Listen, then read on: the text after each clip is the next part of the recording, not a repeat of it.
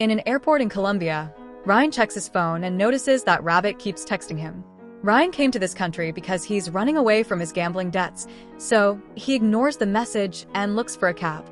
Thankfully, Ryan's best friend, Jack, has sent a driver to pick him up.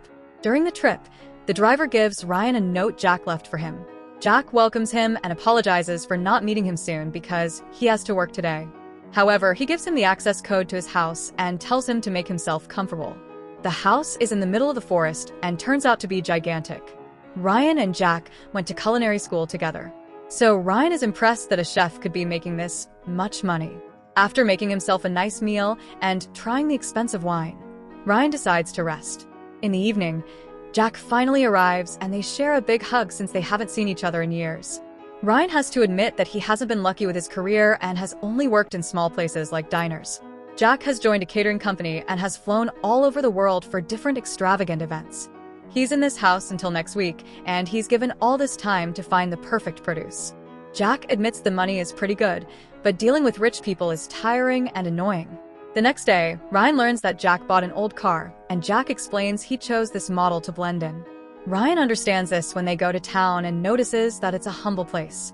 For lunch, Jack only has a beer, but Ryan gets a full meal. He explains he doesn't have a family, and his free time is just movies and instant ramen.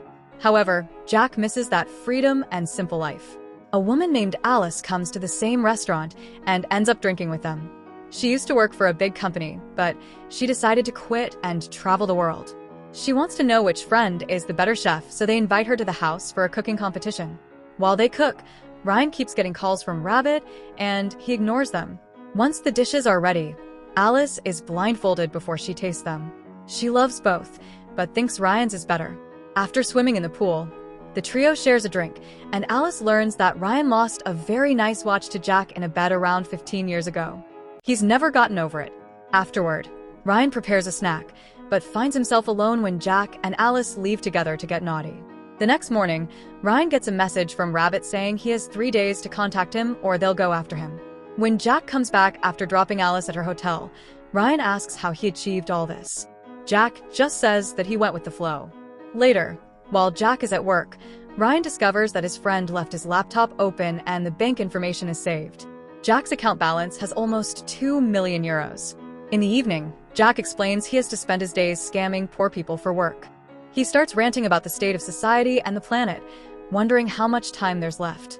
Ryan keeps waiting for an opening to ask for a loan, but Jack says that he's glad that his friend is there because he's the first piece of home he's had in years. So, Ryan decides not to say anything for now. The next morning, Ryan goes looking for Jack and is shocked to discover that he's self-deleted. At first, he has a small breakdown, but after thinking about it, he realizes this is his chance to take over Jack's life. After wrapping up the body in a bag, he follows a YouTube tutorial to reset the password on the laptop. The cookies on the Explorer disappeared after it was closed, so he doesn't have the login information anymore. He calls the bank to reset it, but they ask him to come in with an ID to confirm his identity. Ryan orders a fake ID online. However, it'll arrive in 3 days. Rabbit sends him a picture of his mother as a threat, so Ryan convinces him to give him another week by promising more money. That night, he swims to the middle of a lake to hide the body. The next morning, while Ryan's at the restaurant, Rabbit messages him threatening to kill his mother again.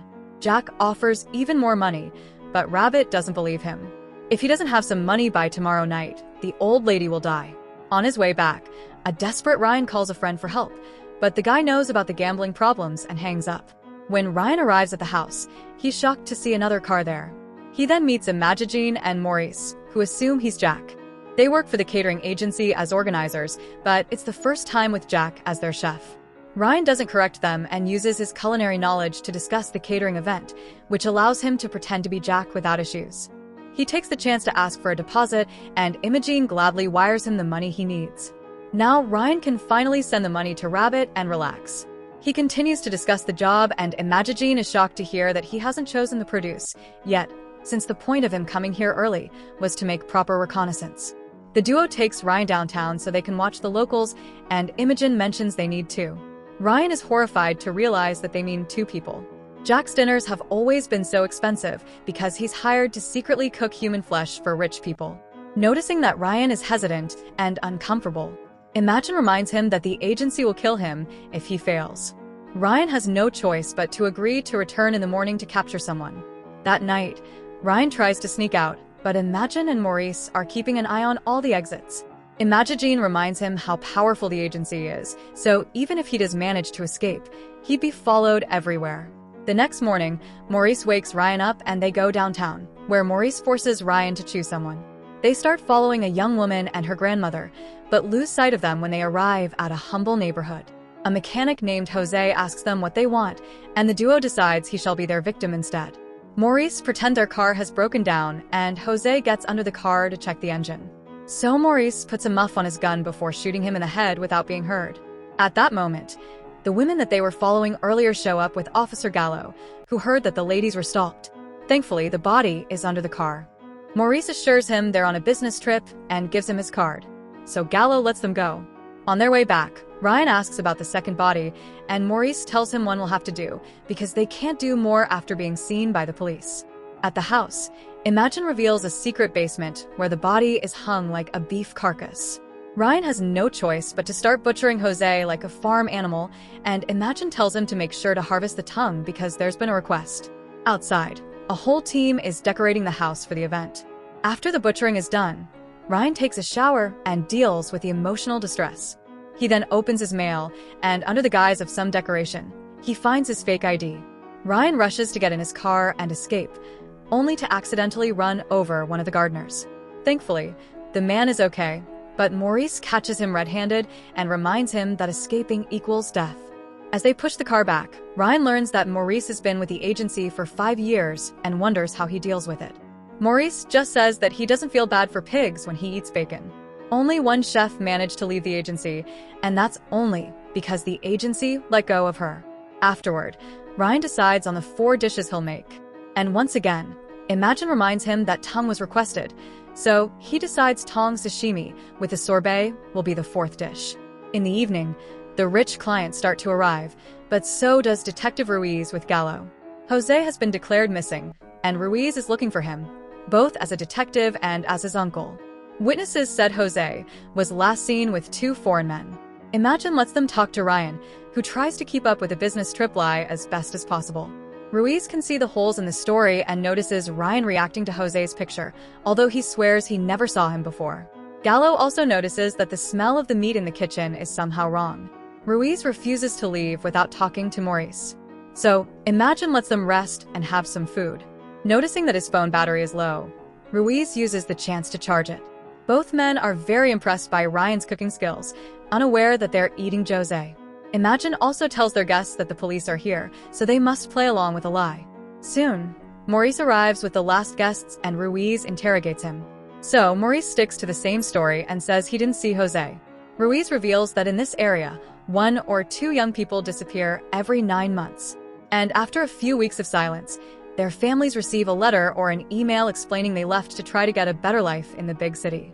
Those messages always include the word spontaneous adventure, which Imagine used earlier to say that Jose may not be missing.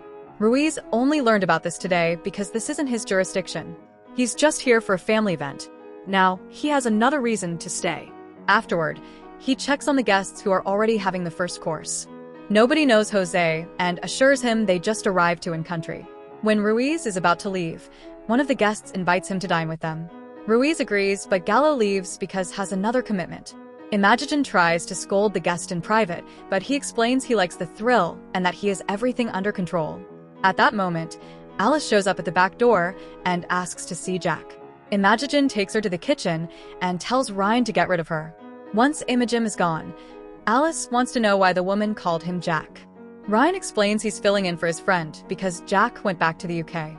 Alice watches Ryan cook and steals some bits of meat, which she finds delicious. At the table, the next dish is served. Ruiz asks questions about the business trip, but the guests have been trained to know what to answer.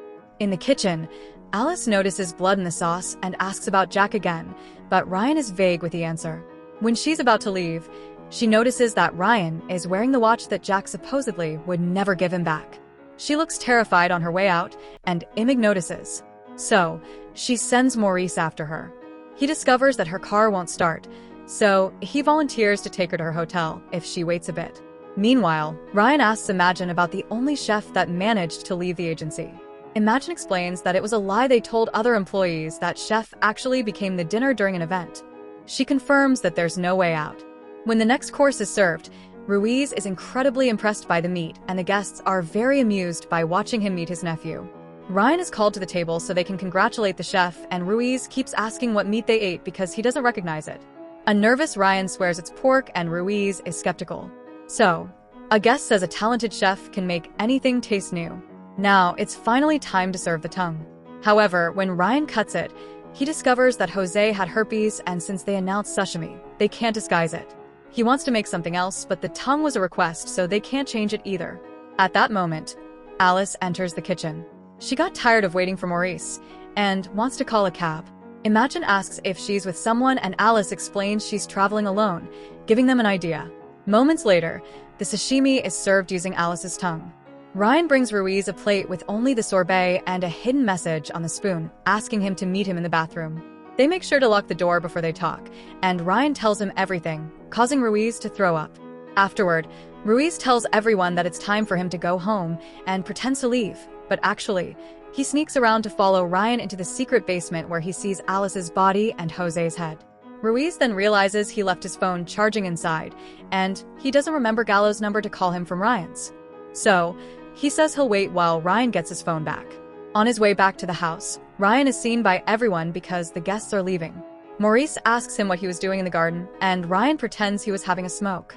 While Ryan rushes inside to find the phone, a suspicious Maurice goes to the basement and finds Ruiz, who immediately gets killed with a chainsaw. By the time Ryan comes back, Maurice just tells him they'll have to spend the night harvesting the meat from both bodies, while the men chop the meat for boiling and throw the dirty water in the lake. Imogen writes emails pretending to be the victims to tell their families that they've left the country. That night, Ryan can't sleep at all. The next morning, Imogen tells Ryan how much the guests liked him. He has so many more requests for events now, confirming he's a better chef than Jack. Ryan isn't hungry at all and turns down breakfast. Suddenly, an agency employee injects a GPS chip into his neck. Imogen explains the last one stopped working, which is strange because those chips are supposed to last until death. Ryan wonders if they've always known the truth while agreeing to meet Imogen in Africa in a month for the next event. In the parking lot, the employees set Jack's car on fire. At the airport, Ryan waits for his flight home while having a drink. A man chats with him and asks about his job, so Ryan simply says he flies to rich people's houses to cook for them. The man thinks he's living the dream. Make sure to subscribe and turn on notifications so you can watch more videos like this. Thanks for watching.